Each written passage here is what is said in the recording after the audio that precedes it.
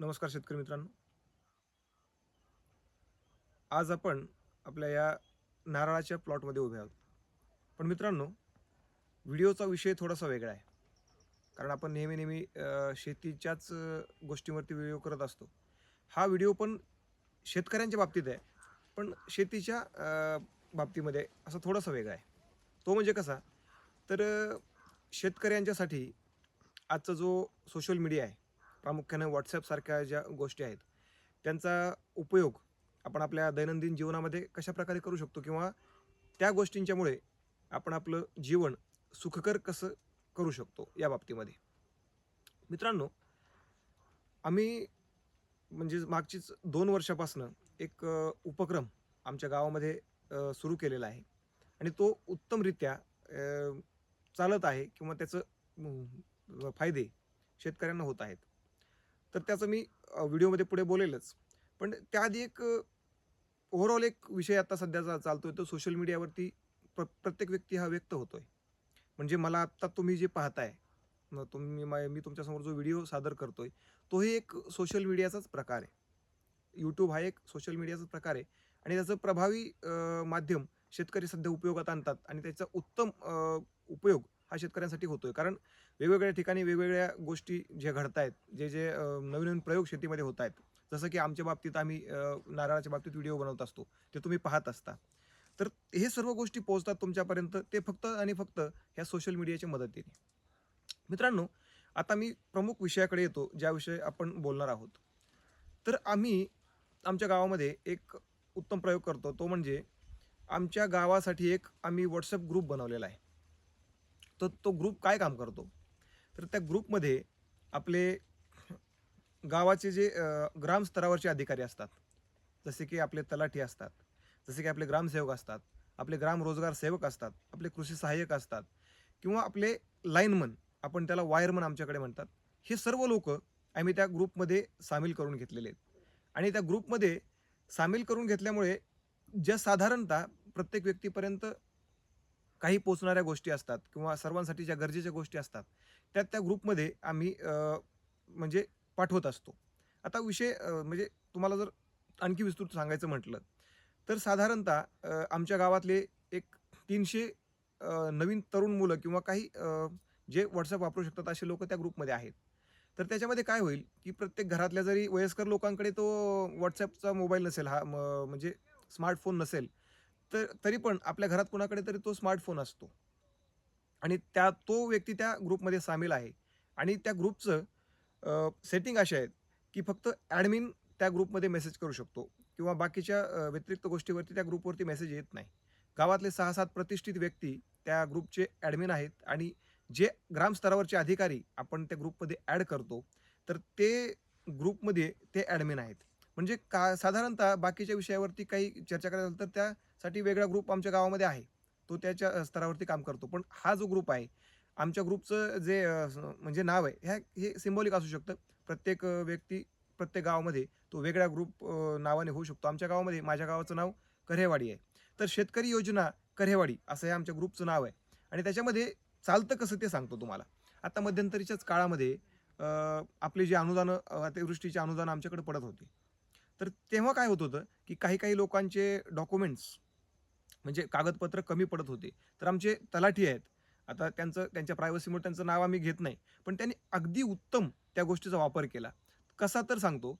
तर त्यांनी ज्या लोकांचे कुणाकुणाचे व्यक्तिगतरित्या त्या डॉक्युमेंट्सचा प्रॉब्लेम होता. काही लोकांचा आधार कार्डचा प्रॉब्लेम होता. काही लोकांच्या बाकीच्या गोष्टींचा प्रॉब्लेम होता.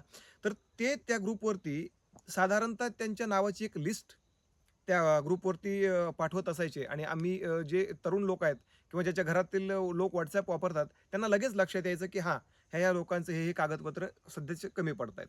तर त्याची जी पूर्तता आम्ही त्या काळामध्ये केली कागदपत्रांची, ती अतिशय तातडीने झाली आणि आमचे जे तलाठी साहेब आहेत, तेही वेळोवेळी त्या ग्रुपवरती वेगवेगळ्या गोष्टींचं माहिती आम्हाला देत राहत असतात. आता दुसरी गोष्ट आहे, आमच्या ग्रुपवरती आहेत आमचे लाईनमन.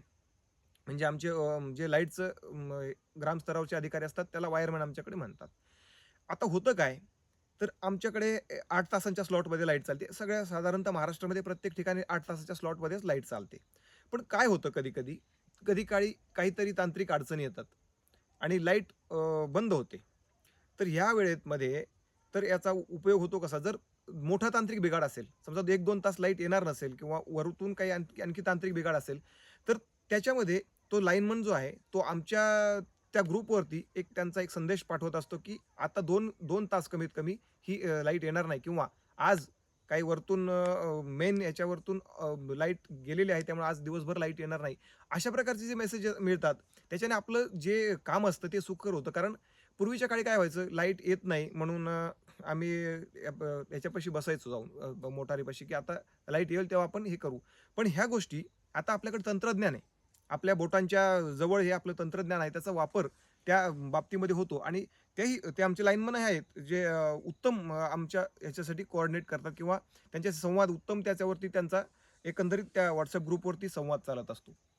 आता दुसरे आहेत ते आमचे ग्राम रोजगार सेवक. समजा ग्राम रोजगार सेवकांच्या बाबतीमध्ये कसं असतं, की आपण सध्या मनरेगाच्या मार्फत आता जे कामं चालत असतात गावामध्ये, तर त्याच्यामध्ये काही-काही वेळेस तांत्रिक बाबतीमध्ये ते जे आमचे ग्राम रोजगार सेवक जे असतात, ते तांत्रिक गोष्टींची माहिती त्यामध्ये देत असतात, की आता मस्टर चालू आहेत, मस्टर भरायचे आहेत किंवा मस्टर आज सादर करायचे आहेत किंवा आपल्याकडे कोण पाहणी करण्यासाठी, आपले कामं पाहणी करण्यासाठी येणार आहेत, जिओ टॅगिंगसाठी येणार आहेत. ही त्या ग्रुपमध्ये माहिती चालते आणि तेही उत्तम प्रकारे त्याचं काम चालतं. पुढची एक अशी गोष्ट असते, की आपले कृषी सहाय्यक असतात आपल्या गावाचे. तर तेही याच्यामध्ये अशा प्रकारची एक शृंखला चालते, की समजा काही लोकांच्या फळबागा असतात किंवा काही लोकांच्या काही बाबतीमध्ये त्यांच्यामार्फत जिओ टॅगिंग होणार असतं. तर ते त्या ग्रुपवरती कळवतात. म्हणजे आता समजा प्रत्येक व्यक्तीचा फोन नंबर किंवा ह्या ग्रामस्तरावरच्या अधिकाऱ्यांकडे नसेल, तर आपल्या गावातले जे लोकं आपल्या त्या ग्रुपवरती असतील, तर त्या ग्रुपवरती त्यांची ती माहिती टाकतात, की हां, यांच्याकडे आज आम्ही पाहणी करण्यासाठी येणार आहोत किंवा असं-असं प्रकारचं एक तुमची जी माहिती आहे, ती आम्हाला पाहिजे आहे. तुम्ही ह्याच्यामध्ये देऊन टाका. तर लोकंही त्यांना व्यक्तिगतरित्या संपर्क करतात किंवा त्यांच्याशी जाऊन त्यांना भेटतात. आणि पुढची एक गोष्ट असते, की जे तलाठी साहेब असतात, तर त्यांना म्हणजे आपण त्यांना मेसेज करू शकतो पर्सनली किंवा आपलं जर काही काम असेल, तर त्या ग्रुपमधून त्यांचा कॉन्टॅक्ट घेऊन त्यांच्याशीही आपण संपर्क करू शकतो किंवा तलाठी साहेब काही दिवस रजेवर वगैरे असतील किंवा अशा काही गोष्टी असतील, तर त्याचीही माहिती ते आमच्या ग्रुपवरती देत असतात. तर याने मित्रांनो, आपण साधारणतः याच्यावर एक प्रकाश टाकला, की याच्यामधनं एक फायदा काय होतो.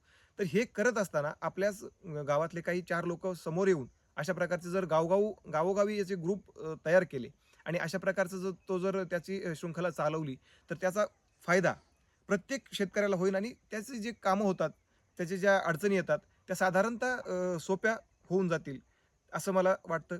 आपणही याच्यावरती विचार करावा आणि एक साधारण अशा प्रकारची एक उपक्रम आपल्या गावामध्ये राबवावा आणि त्याचा उपयोग त्याचा फायदा आपल्या सर्व शेतकरी बांधवांना आणि आपल्या सर्व गावकऱ्यांना होईल, असं एक साधारणतः माझं हे वैयक्तिक मत आहे. याच्यावरती तुमचं काय मत आहे ते आमच्या कमेंट बॉक्समध्ये कळवा आणि जर हा व्हिडिओ आवडला असेल, तर आमच्या चॅनलला सबस्क्राईब करा, लाईक करा, शेअर करा. धन्यवाद मित्रांनो.